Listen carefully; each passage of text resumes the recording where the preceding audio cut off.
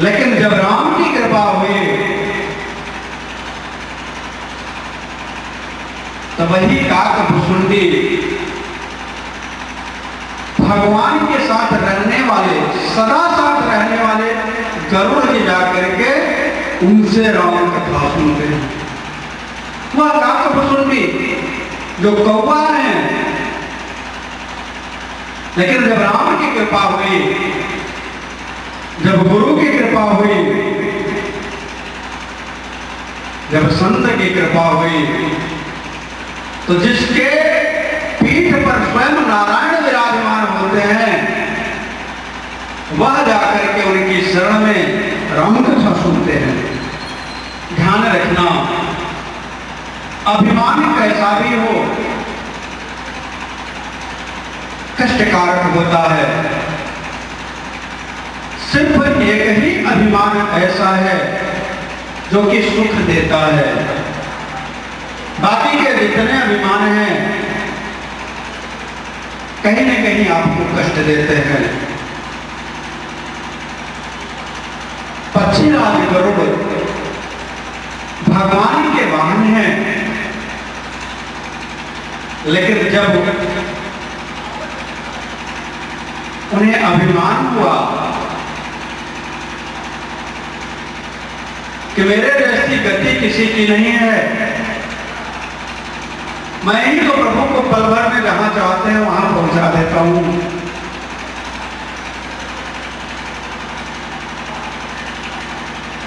Ranch मात्र का अभिमान आया। भगवान अपने भक्तों के अभिमान को तुरंत नष्ट करते हैं, पल भर में नष्ट करते हैं। इस बात का भी ध्यान आपको होना चाहिए। लेकिन उन्हीं का करते हैं जो उनके अपने भक्त हैं। नारद जी को अभिमान हुआ कि हमने तो कामदेव पर विजय प्राप्त कर ली। भगवान ने लीला रची और वह सब आपको विदित है। पल भर में उनका अभिमान नष्ट कर दिया। गरुड़ को अभिमान हुआ कि मैं ही तो हूं, पल भर में प्रभु को यहां से वहां तक पहुंचा देता हूं। गरुड़ को यह बात समझ में नहीं आई कि जागे बल बिरंची हरि सा, पालत सृजत हरत दस सीसा। जिसके बल से बिरंची यानी ब्रह्मा जी सृष्टि करते हैं, विष्णु जी पालन करते हैं, शिव जी संहार करते हैं, मैं उस नारायण के लिए यह कह रहा हूं कि मैं ही तो हूं। मैं न होता तो कैसे पहुंच पाते। मैं ही तो था कि जब ग्रस्त ने ग्राम से ग्रसित होकर के नारायण को पुकारा तो मुझे ही तो प्रभु ने याद किया और मैं ही तुरंत गज के पास पहुंच करके ग्राम से गज को बचाने में सहयोग किया। ऐसा अभिमान आया गरुड़ जी को। भगवान को लगा अभिमान छोटा हो या बड़ा होना नहीं चाहिए।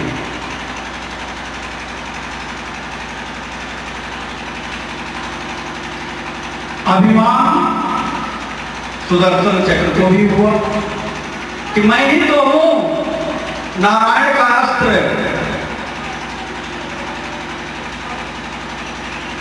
जहां चाहते हैं उपयोग करते हैं, मेरे जैसा तो कोई है ही नहीं। अभिमान, मैं बार बार इस बात को इसलिए कह रहा हूं कि जीवन में बहुत कुछ आ जाए, अभिमान न आए। और अगर अभिमान आ गया तो बहुत कुछ आने का कोई मतलब नहीं रहा। तीसरा अभिमान सत्यभामा को हुआ कि मेरे जैसा तो कोई सुंदर है ही नहीं। इन तीनों का अभिमान तोड़ने के लिए परमात्मा ने एक व्यवस्था रची कृष्ण अवतार में। गरुड़ से कहा कि मेरा भक्त एक पर्वत पर हनुमान नाम जाप कर रहा है, उसे बुला लाओ, मुझे उसकी जरूरत है। मेरा आदेश सुना दो कि भगवान ने याद किया है, उसको ले आना। सुदर्शन चक्र से कहा कि देखो, कोई अंदर प्रवेश न करने पाए मेरी आज्ञा से, मेरे राजमहल की रखवाली करना जाओ। और सत्यभामा को अपने पास बैठा लिया। बैठो। गरुड़ महाराज हनुमान जी के पास जाते हैं। गरुड़ को लेकर के हनुमान जी ने प्रणाम किया। आप बड़ भागी हैं, नारायण के कितने कृपा पात्र हैं कि बिना आपके नारायण कहीं जा पा नहीं सकते, मैं आपको प्रणाम करता हूँ। गरुड़ जी ने कहा, हनुमान जी वो तो सब ठीक है, प्रभु ने आपको याद किया है और कहा है उनको लिवा करके आना। आप चलिए मेरे ऊपर बैठिए और मैं आपको पल भर में पहुंचा देता हूँ।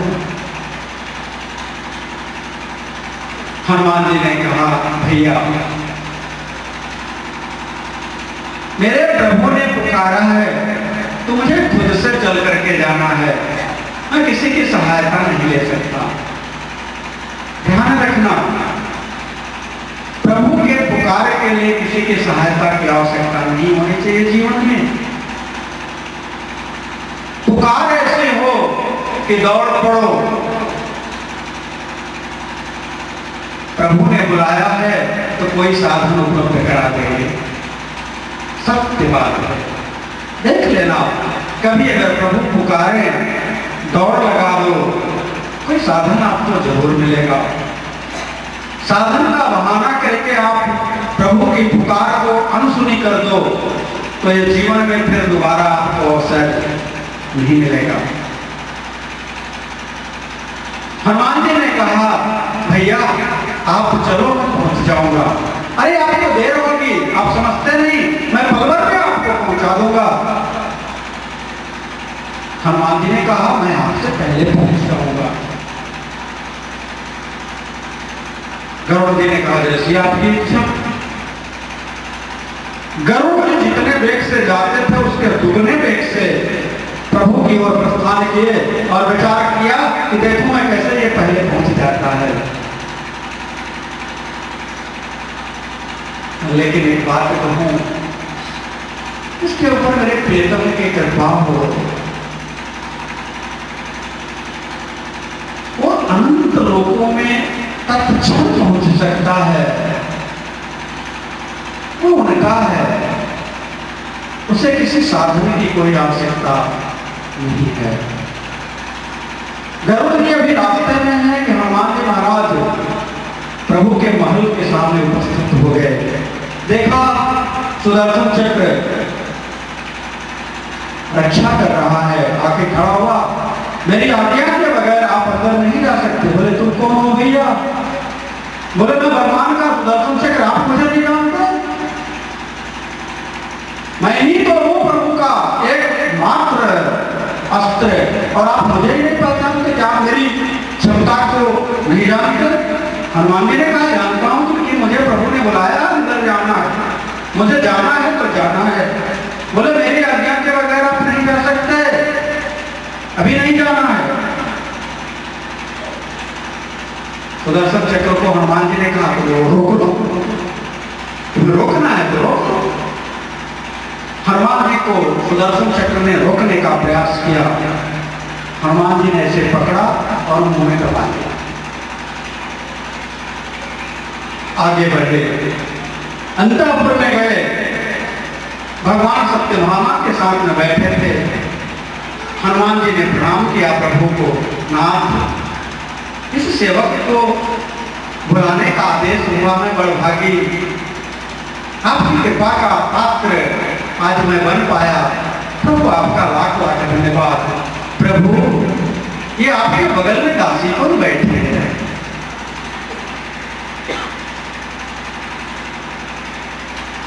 प्रभु मेरी मां नहीं देख रही, मेरी मां जगत जननी जगदम्बा पारंपा नहीं दिख रही, कौन है, न शकल से, न सूरत से, न दिव्यता से, न भव्यता से, ये किसी तरह से आपके बगल में बैठने योग्य नहीं है प्रभु। किसे बैठा लिया आपने अपने बगल में? इन तीनों के अहंकार को हनुमान जी जैसा भक्त पल भर में तोड़ दिया। गरुड़ महाराज अंदर प्रवेश करके देखते हैं तो वहां हनुमान जी से प्रभु से वार्ता हो रही है।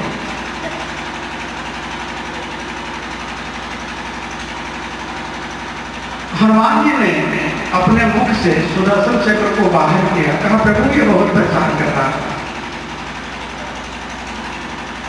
हमें अंदर नहीं प्रवेश दे रहा था। भगवान ने कहा तो तुमने इतनी दुर्गति कर दी इसकी, क्या करता प्रभु? आप बुलाएं और आप के आदेश का पालन करने के लिए मेरे जीवन में कोई बाधक हो तो मैं उससे तत्क्षण ही हटा देता हूं रास्ते से। ये तो प्रभु आपका सेवक है, इसलिए मैंने इसको मुख में दबा लिया और ले आकर के आपके सामने रख दिया।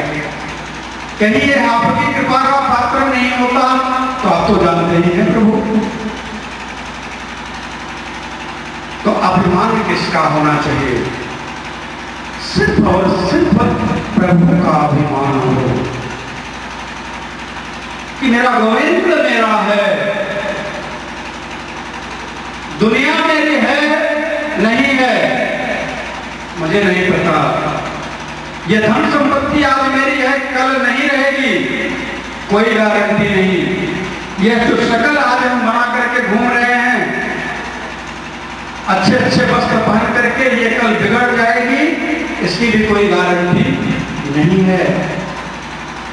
अगर अभिमान करना है तो अपने प्रभु का अभिमान करो। गोस्वामी तुलसीदास जी महाराज कहते हैं, ऐसे अभिमान जाई जनु भोरे, मैं सेवक रघुपति पति मोरे। अभिमान किसका हो? अपने प्रेतम का। आज उसी अनंत कोटि ब्रह्मांड नायक परम तत्व परमात्मा का अवतरण दिवस है। हम लोग अपने बुद्धि से मनाते हैं, हम लोग अपने अपने विचार से मनाते हैं, अपनी अपनी सोच से मनाते हैं। ऐसा मानते हैं कि किसी मथुरा के कारागार में कंस के द्वारा देवकी और वासुदेव को बंदी बना लिया गया था और वहीं पे 8वें पुत्र के रूप में हमारे प्रभु अवतरित हुए, ऐसा हम सभी जानते हैं। क्या इतना ही जानना काफी है? अगर इतना ही जानना काफी है तो हम आध्यात्मिक पथ के अनुयायी नहीं हो सकते। हमें इस बात पर गहराई से विचार करना चाहिए। आइए उस परम तत्व परमात्मा को हम अपने शरीर में घटाएं, अपने से जोड़ करके घटाएं, क्योंकि संत कहते हैं धड़ धरती कर एक ही लेखा, जो बाहर सो अंदर देखा। तो हम तो बाहर देख रहे हैं कि मथुरा में वासुदेव देवकी के 8वें पुत्र के रूप में भगवान इस धराधाम पर विराजते हैं।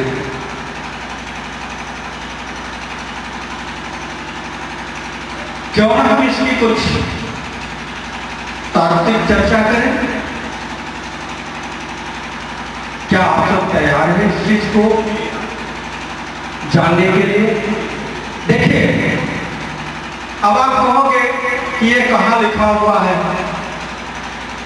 जो आपने बात कही इसके लिए मैंने पहले ही कह दिया कि अगर आप लिखा हुआ को ही मानते हैं तो हमारी आपकी नहीं पटेगी। क्योंकि संत कहता है कि तोर गोर मनवा कैसे एक हुए, तू कहे कागज की लेखी, मैं कहूं अखियल की देखी। मैं तो कुछ और देख करके कह रहा हूं, तुम तो लिखी लिखाई हुई बात पर विश्वास करते हो, तो शायद लिखी लिखाई बातें और जो मेरी देखी हुई मेरे अनुभव की बातें हों उसमें सामंजस्य न बैठ पाए तो सुन लेना, इच्छा हो तो ग्रहण कर लेना, और नहीं तो ऐसे भी तो आपकी आदत है, एक कान से सुनते हो और दूसरे से बाहर ही कर देते हो। वही प्रयोग इसमें भी कर लेना। और अगर सुनने की इच्छा हो तो प्रभु की कृपा मान करके मेरे अंदर उठने वाले भाव को सुनने का प्रयास करना, शायद आपको समझ में आए, उसका आनंद भी आपको मिलेगा। आप यह बात अपने ऊपर साधना, खुद के ऊपर साधना, कहीं बाहर नहीं।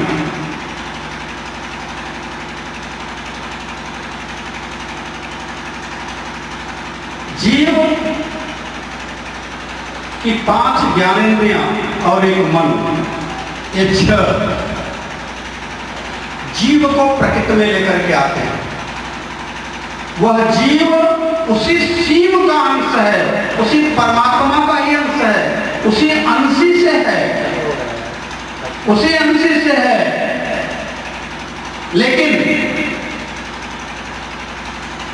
जब यह प्रकृति में आया तो प्रकृति के मायावी प्रपंच में फंस करके इस खेल में ऐसा खेलने लग गया कि उलझ गया। भगवान कहते हैं अर्जुन, ममैवांश से जीवलोके जीवभूतः सनातन, जीवात्मा मेरा ही अंश है। ममैवांश से जीवलोके जीवभूतः सनातन, मनः षष्ठानि इंद्रियाणि प्रकृति स्थानि कर्षयति। जीवात्मा मेरा ही अंश है, लेकिन मन ने 5 ज्ञानेंद्रियों को लेकर के प्रकृति की यात्रा करना शुरू कर दिया, और फिर इस भयाटवी में फंस करके जीव, इस मायावी प्रपंच में फंस करके जीव, जो मेरे ही जैसा था, मेरे ही जैसा क्या, मेरे ही रूप का था, मेरा ही अंश है, मैं ही अंशी हूं और वो मेरा अंश है, भटक गया। और भटका तो भटकता चला गया। उसके जीवन में भटकाव ऐसा आया कि उसे खुद का रास्ता जो तय करके मेरी तरफ आना था वो खुद भूल गया। लेकिन मैं नहीं बोला उसे, वो मेरा था ना, मैं नहीं बोला। उसे बुलाने के लिए, उसे सही रास्ता देने के लिए, उसे अपनी ओर खींचने के लिए, उसे अपना संदेशा देने के लिए मैंने संसार में अपने प्रिय भक्तों को, संतों को भेजा कि जाओ, भटक रहा है, उसे मेरी ओर मेरा संदेशा देकर के बताओ कि जहां तू खेल रहा है, जिस घर को तू अपना घर समझ रहा है वो तेरा घर नहीं है, जिस मकान को तू अपना मकान समझ रहा है वो तेरा मकान नहीं है, जिस शरीर को तू अपना शरीर समझ रहा है ये एक धर्मशाला है, ये भी तेरा अपना नहीं है। इसमें भी तू सांसों का किराया दे रहा है और वो सांस मैं ही दे रहा हूं, ये भी तू जान ले। अगर तू कभी कृत्रिम सांस को लेना चाहेगा तो किसी हॉस्पिटल में जाकर के देख ले, 24 घंटे का बिल इतना आ जाएगा कि तेरे जीवन की पूंजी, हाँ बाबा, वो सांस का मैं ही तुझे एक भाव से, एक प्रेम से जीवन दे रहा हूं, तो उसे भी तो समझ ले। लेकिन जीव है, कोटि जतन करके संत थक जाते हैं, चिल्ला चिल्ला करके कहते हैं राम नाम के मैं बिखराऊं गली गली, ले रे कोई राम का प्यार, शोर मचाऊं गली। रोज चिल्लाते हैं। इतना ही नहीं, आपके पास आके कहते हैं उठ जाग मुसाफिर भोर भई, अब रहने कहाँ जो तू सोवत है, जो सोवत है वो खोवत है, जो जागत है वो पावत है। उठ जाग मुसाफिर भोर भई, अब रहने कहाँ जो तू सोवत है। लेकिन हम मोह रूपी निद्रा में सोए हैं। मोह निशा सब सोवन हारा, देख ही स्वप्न अनेक प्रकार। तो जागता कौन है? यही जगदामिनी जागहि जोगी, परमारथी प्रपंच वियोगी। इसमें कोई योगी जाग जाता है, जिसे जगाने के लिए कोई राम का प्यारा आकर के जगा देता है। आज मैं आपको खुद से मिलाने आया हूं, यह कहने आया हूं कि एक बार मेरे कहने से जाग जाओ, और एक बार जाग गए तो फिर सोना नहीं, क्योंकि फिर सोओगे तो बहुत कुछ खो दोगे। इसी बात की चर्चा आज मैं इस भाव से करना चाहता हूं कि आप खुद को कुछ समय के लिए, मैंने कहा कि अपने ऊपर अपने भाव को लेकर के समझिए। यह जो मन है यही मथुरा है। यह जो मन रूपी मथुरा है, इसी मन रूपी मथुरा में जब किसी संत का पदार्पण होता है तो मन में परमात्मा से प्रेम करने की एक उत्कट उत्कंठा उग्र होती है। परमात्मा से प्रेम करने की एक उत्कट उत्कंठा उग्र होती है। लेकिन जब यह उत्कंठा उग्र होती है तो कामना रूपी कंस उसे बंदी बना करके कारागार में डाल देता है। उसका नाम उग्रसेन है। कामना रूपी कंस उत्कट उत्कंठा वाले उग्रसेन को बंदी बना करके कारागार में डाल देता है। फिर भी साधक मानता नहीं, कोई बात नहीं, बन गया इस संसार के कामनाओं के प्रपंच में। आप भी इसी कामनाओं के बंधन में बंद करके कंस के द्वारा, कामना रूपी कंस के द्वारा बांध दिए गए हो। आपके अंदर किसी गुरु से मिलने के बाद प्रभु से मिलने की उत्कंठा तो होती है।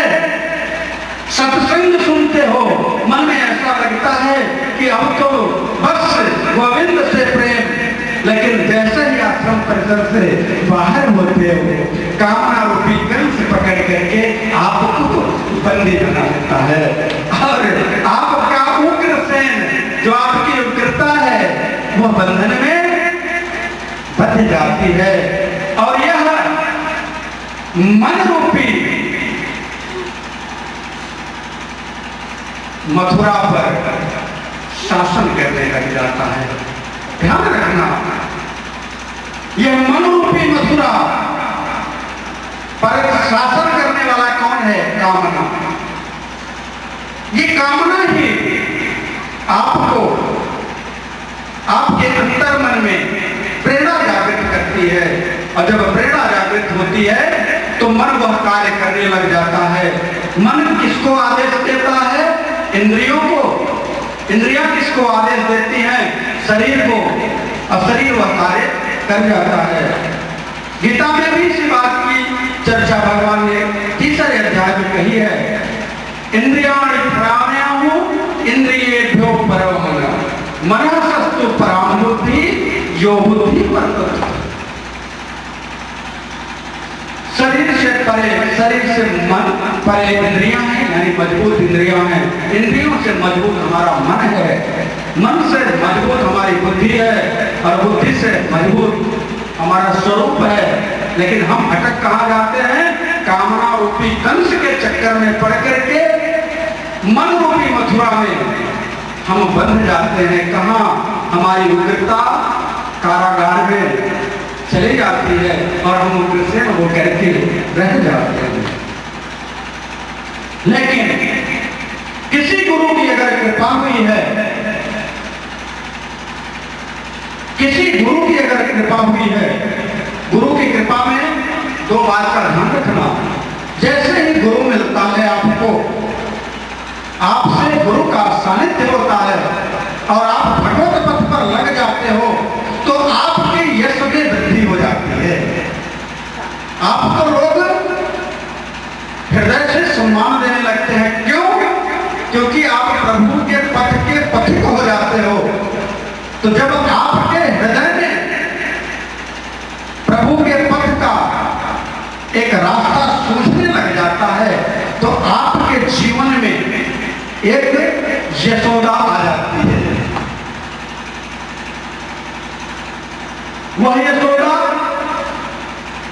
जो आपके जीवन के साथ जुड़ती है, आपकी है तो नहीं, वो है किसी और की, लेकिन यश प्रदान करने लग जाती है। ध्यान रखिएगा। लेकिन फिर जब आपके अंतःकरण में उस परमात्मा के प्रेम का बीज अंकुरित होता है और आप परमात्मा को अपने हृदय भवन में, अपने स्वरूप में महसूस करने लग जाते हो, आपके अंतःकरण में प्रभु का वास हो जाता है तो वासुदेव की स्थिति आ जाती है।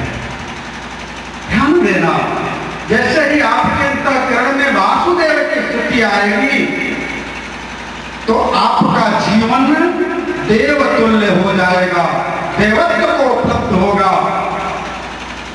और जब देवत्व को उपलब्ध होगा तो जीवन की संगिनी देवकी आपके सानिध्य के साथ जुड़ जाएगी, आपके जीवन के साथ जुड़ जाएगी। लेकिन उस देवकी का सहारा लेकर के आप जैसे ही परम तत्व परमात्मा के लिए आरोह और अवरोह की स्थिति, यानी श्वास और परश्वास की स्थिति को जोड़ने का प्रयास करने ही के लिए उद्यत होंगे, तभी कामना रूपी कंस आपको भी पकड़ करके देवकी के साथ कारागार में बंद कर देगा। यानी श्वास प्रश्वास की जो धारणा है, जिसके द्वारा जो यज्ञ है, अपाने जुह्वति प्राण